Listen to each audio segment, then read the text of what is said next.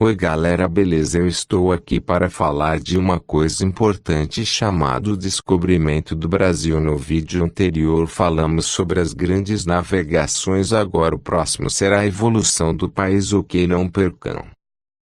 O descobrimento do Brasil deve ser entendido dentro do contexto das grandes navegações e descobrimentos marítimos, séculos XV e o século XVII.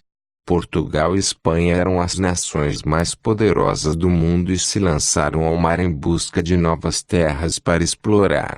Usavam também o mar como rota para chegar às Índias, grande centro comercial da época, onde compravam especiarias, temperos, tecidos, joias, etc., para revender na Europa com alta lucratividade. O descobrimento do Brasil ocorreu no dia 22 de abril de 1500. Nesta data, as caravelas da esquadra portuguesa, comandada por Pedro Álvares Cabral, chegaram ao litoral sul do atual estado da Bahia.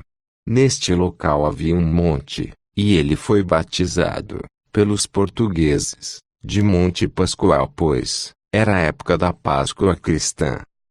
No dia 24 de abril, 2 dias após a chegada, ocorreu o primeiro contato entre os indígenas brasileiros que habitavam a região e os portugueses.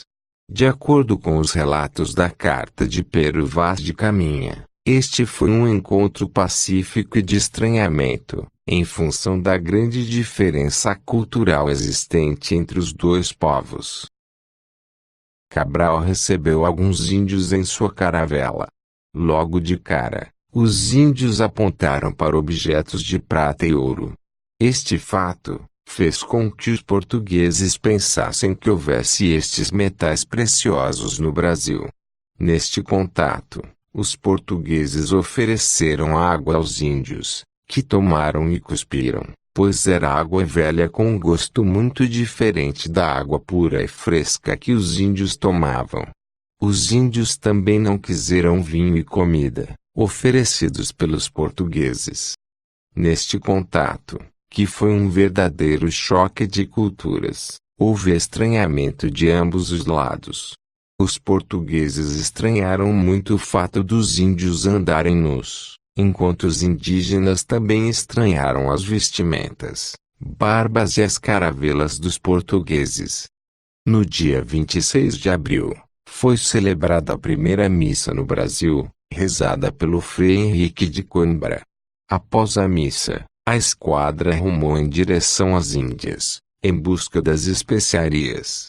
Como acreditavam que a terra descoberta se tratava de uma ilha, a nomearam de Terra de Veracruz, primeiro nome do Brasil.